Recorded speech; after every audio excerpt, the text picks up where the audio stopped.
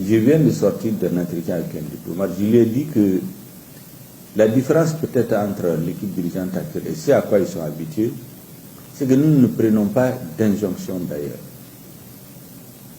Nous savons tirer les leçons de ce qui se passe autour de nous depuis des années.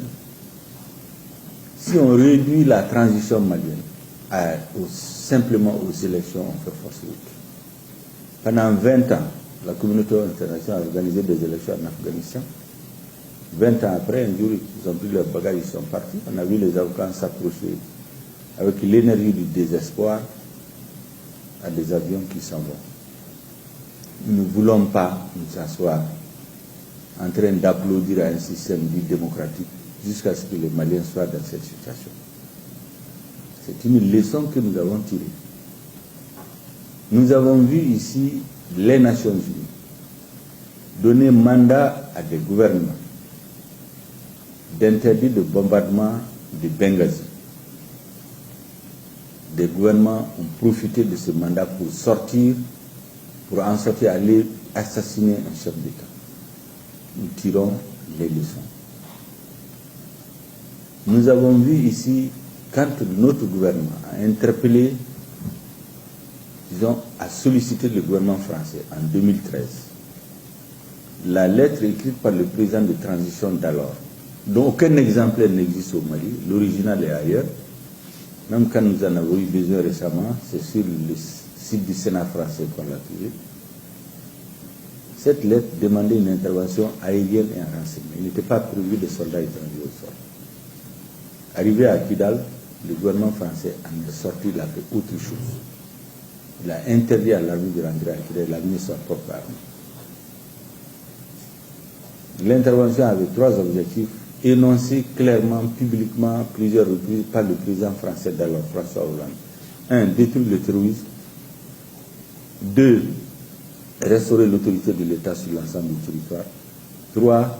Veiller à l'application des résolutions des Nations Unies. 9 ans après, le terrorisme n'est plus confiné dans l'extrême nord, mais 80% du territoire sont infectés.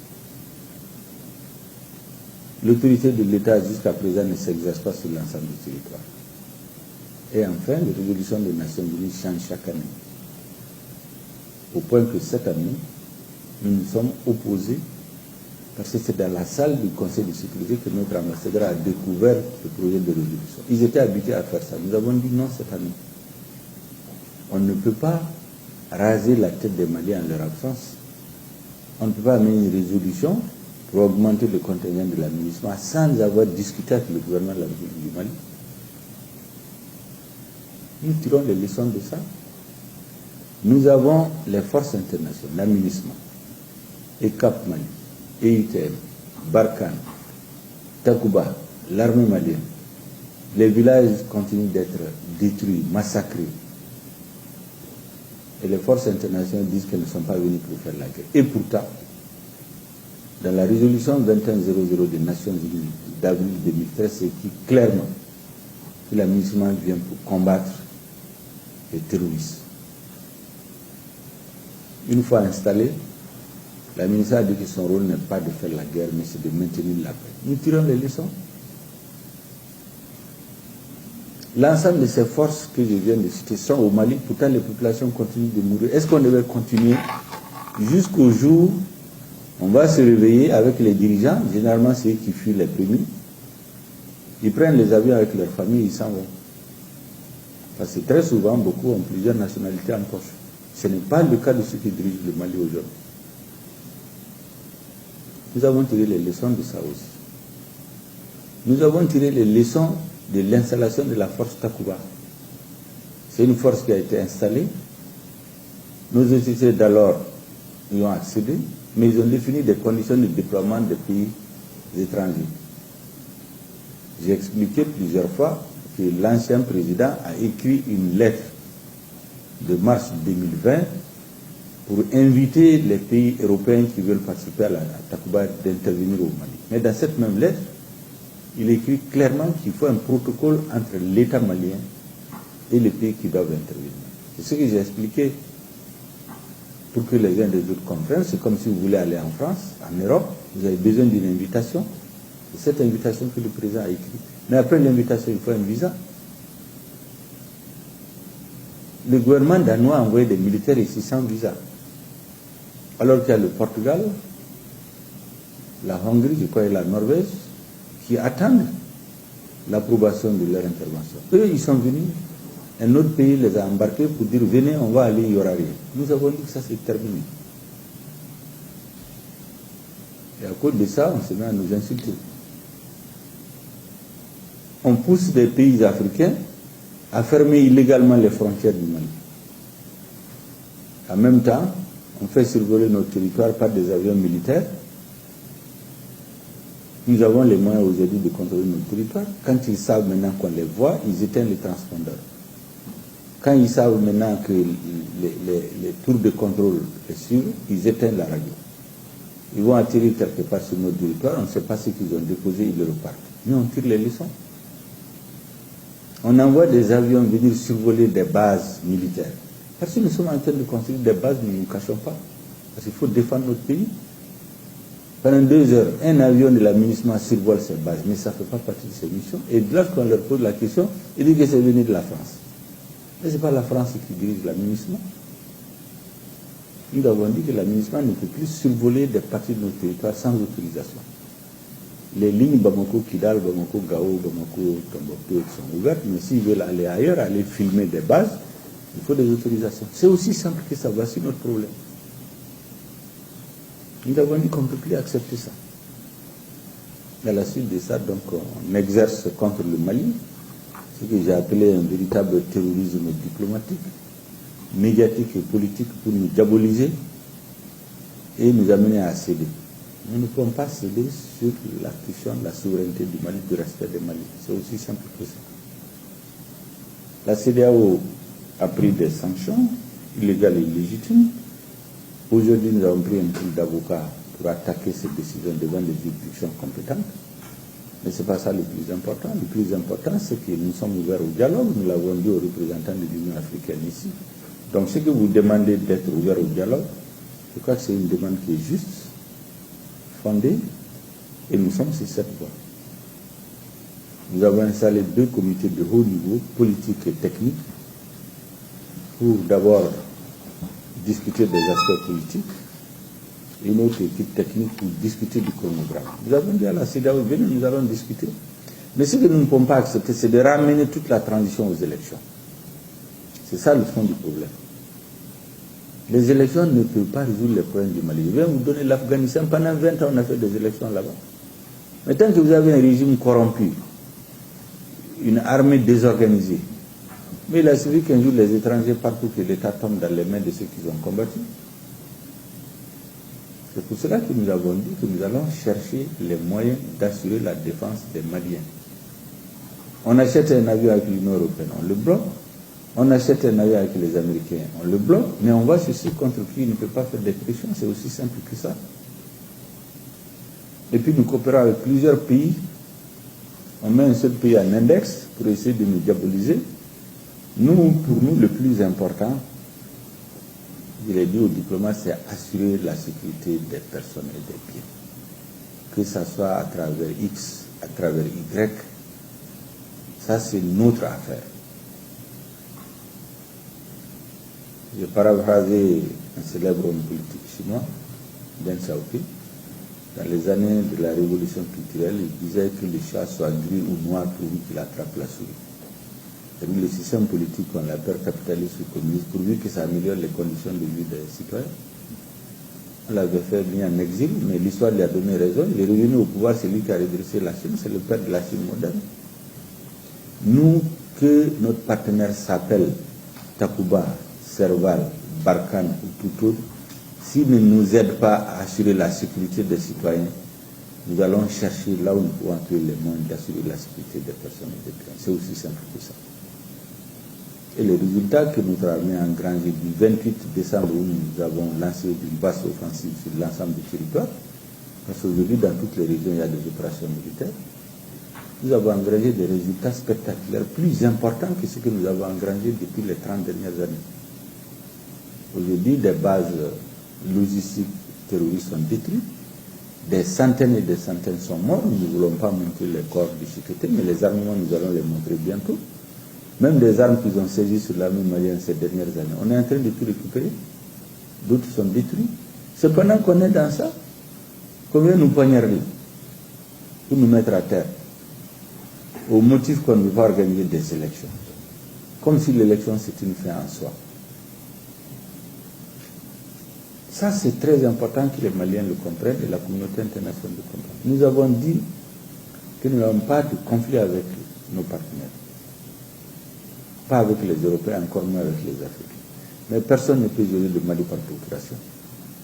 Personne. Les pays européens qui doivent intervenir sur le territoire malien, il y a des accords bilatéraux qui doivent signer entre nous. Mais un pays ne peut pas embarquer, car que, comme on dit à Mabara, pour l'amener au Mali, on ne peut pas accepter ça. Maintenant, si cela nous a valu tous les écarts de langage que vous avez entendus, nous avons aussi tiré les conséquences. C'est aussi simple que ça. Maintenant, pour le reste, vous savez, l'inclusivité, le président l'a prôné, nous l'avons prôné dès le départ.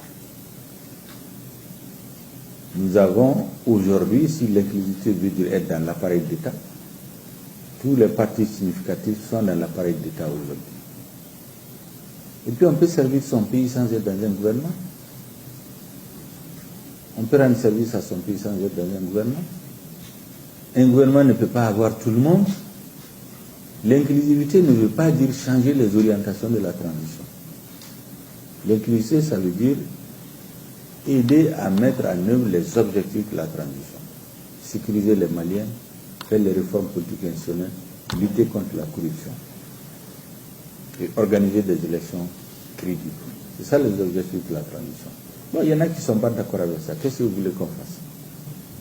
Et aujourd'hui, pendant que de façon arbitraire, un pays nous attaque, dans ce pays, toute la classe politique fait bloc contre le Mali. Chez nous, il y en a qui ont encore le courage de dire oui, mais les mesures, l'embargo est injuste, mais il faut que le gouvernement accepte. Mais nous ne pouvons pas accepter ce qu'on veut nous imposer. On veut transformer le Mali en un État vassal qui prend des instructions ailleurs, dont les dirigeants attendent qu'on leur dise ce qu'ils doivent faire. Nous, on ne peut pas accepter ça. Et donc aujourd'hui, le président de la transition, depuis avant les assises nationales, a dit à tout le monde qu'il veut que tous les Maliens viennent s'associer pour réussir le changement. Je pense que cette crise politico-diplomatique que notre pays vit est l'occasion d'un sursaut national et patriotique. C'est pourquoi tout le monde doit se lever aujourd'hui comme un seul homme, comme vous le faites, au-delà des considérations d'ordre idéologique et politique, pour chercher à sauver le Mali. C'est sur ça que nous travaillons. Pour le reste, effectivement, nous sommes ouverts au dialogue. Nous l'avons dit à tous nos partenaires et à l'Union africaine qui est venue ici récemment. Et je dois vous féliciter que vous êtes sur la même longueur d'onde que le gouvernement, c'est-à-dire rien ne doit nous dévier de la volonté de négocier avec les partenaires africains, avec la communauté internationale. Parce que nous sommes lucides. Le monde, personne ne veut vivre la notation aujourd'hui. Le monde n'est pas un îlot. On ne peut pas avoir tout le monde sur le dos et pouvoir résister. Même si nous savons que nous n'avons pas tout le monde sur le dos. Il y a un pays qui instrumentalise tout ce jeu-là à des fins propres qui n'ont rien à voir avec ce qui est déclaré. Rien à voir. Bon, je dis que nous savons lire aujourd'hui, on est au XXIe siècle, les gens sont instruits, tout le monde sait lire, tout le monde comprend ce qui se passe. Nous avons aujourd'hui près de 50 000 réfugiés qui ont regagné leur lieu de résidence. 50 000 sur 350 000 que nous avons, en si peu de temps. Ceux qui sont dans les zones où la crise battait son plein il y a quelques mois, savent que la paix est en train de revenir au fur et à mesure, petit à petit. La peur a changé de camp aujourd'hui. Les terroristes qui se dissimulent dans la population pour essayer de se cacher, pour se confondre dans les villages, ils mettent des tentes sur leurs armes lourdes pour que l'aviation ne les voit pas pour les bombarder. Je crois qu'on doit féliciter nos forces armées de sécurité. Et ce que les Maliens ont fait le 14 janvier 2021. Pour le reste, je dois vous donner l'assurance que nous ne sommes pas dans l'escalade. Tout le discours du gouvernement malien, c'est d'appeler au dialogue. Mais personne ne peut nous intimider. Parce qu'en réalité, c'est de ça qu'il s'agit. Il s'agit de nous intimider pour amener à reculer. Tout cela se poursuit, c'est venu comment? On a nommé un Premier ministre le 7 juin. Ça n'a pas plu à certains. Le 10, ils décident qu'ils arrêtent les opérations militaires avec le Mali. Ils sortent d'un accord qui nous lie, sans aviser. Nous avons deux grands mouvements terroristes. Vous avez les JNIM et l'IGS qui est vers la zone des trois frontières. Mais la plupart des actes terroristes au Mali, c'est les JNIM qui les commettent.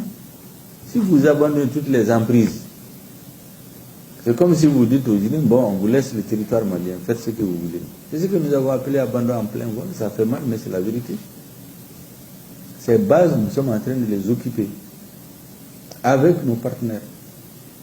Quand vous laissez une base, vous ne pouvez pas nous dire de ne pas aller l'occuper avec des partenaires qui sont prêts à nous aider. Or, c'est ce qu'on veut nous imposer.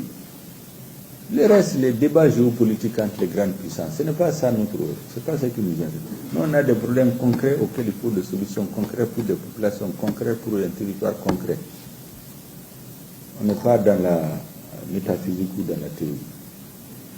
Voilà ce que je voulais vous expliquer. Pour le reste, nous sommes convaincus que ces sanctions seront levées tôt ou tard. De toute façon, ça fait mal à tout le monde. Ça fait mal à tout le monde, même ceux qui les ont pris sans trop réfléchir sur les conséquences. Ils en font les frais aujourd'hui. Et puis j'ai dit quelque chose, je suis persuadé de ça. Tous les gouvernements, tous les responsables politiques, tous les individus, tous les États qui vont se fixer comme objectif de déstabiliser cette transition, Dieu ne leur donnera pas le succès attendu. Dieu ne leur donnera pas la voie. Personne ne réussira. Parce que le Mali est une terre bénie. Les chocs que le Mali a subis depuis plus d'une décennie, je ne suis pas sûr que beaucoup de pays pouvaient les subir et résister encore. Et la malédiction divine, elle va poursuivre, comme je l'ai dit, tous ceux qui vont s'acharner contre notre peuple. Parce que notre peuple n'a rien fait pour mériter ça. Rien. N'a rien fait pour mériter cela. C'est pourquoi les chefs religieux, les chefs coutumiers, les jeunes, les femmes, les organisations de la société civile, chacun en ce qui le concerne, a fait et continue de faire ce qui lui revient, ce qu'il doit faire. Je dois donc vous remercier pour cela et vous dire que votre rôle de facilitateur est tout à fait naturel. Je pense qu'en le faisant, vous êtes dans votre rôle. Et nous ne pouvons que saluer cela. Mais il faut être clair avec les partenaires de l'intérieur et de l'extérieur. On ne peut pas négocier la souveraineté du Mali. On ne peut pas négocier le respect du Mali.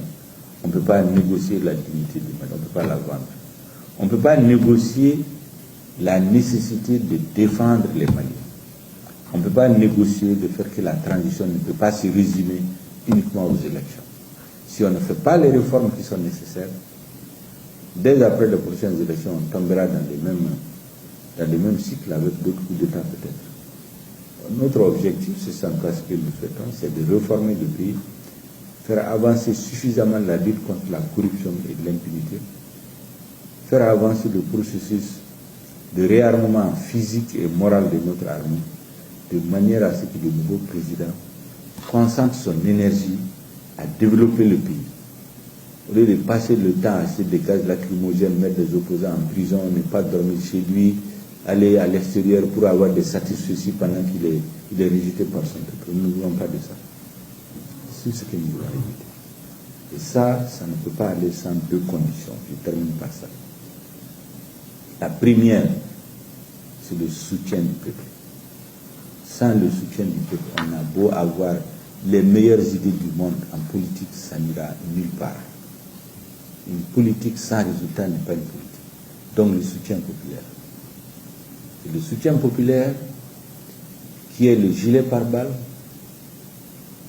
qui est le blindé du gouvernement. La deuxième condition, c'est les bénédictions des citoyens, de tous âges, les religieux, les vieux, les vieilles, qui ne peuvent pas venir dans des manifestations, mais qui bénissent le gouvernement pour qu'il réussisse. Je crois que vous êtes sur les deux tableaux. Vous avez manifesté votre soutien dès les premières heures, vous continuez à le faire, et aussi les bénédictions. C'est pour cela que votre soutien nous va droit au cœur. Je sais que le président suit tout ce qui se passe. C'est que la télé veut bien montrer, mais au-delà de la télé, les Maliens savent ce qui se passe. Et je vous dis que c'est ça qui renforce le président, et qui renforce le gouvernement. Il a l'habitude de nous dire à chaque conseil des ministres, le centre de gravité dans notre lutte là, c'est le peuple. Tant que le peuple est avec nous là, il faut continuer à nous battre pour sa sécurité, pour sa dignité. Le jour où le peuple nous tourne le dos, il faut laisser. Ça, c'est le leitmotiv. Voilà pourquoi nous sommes très heureux de cette rencontre-là. Les Maliens sont très fiers de nous. Quand l'embargo est survenu, les premières organisations qui sont sorties pour défier ceux qui ont pris cet embargo, c'est vos organisations. Tout le monde a vu la sortie patriotique, les mots d'ordre qui ont été lancés par chacun d'entre vous, dont certains ont été répétés ici. Je crois que tous les Maliens doivent en être fiers. Pour le reste, continuez votre combat.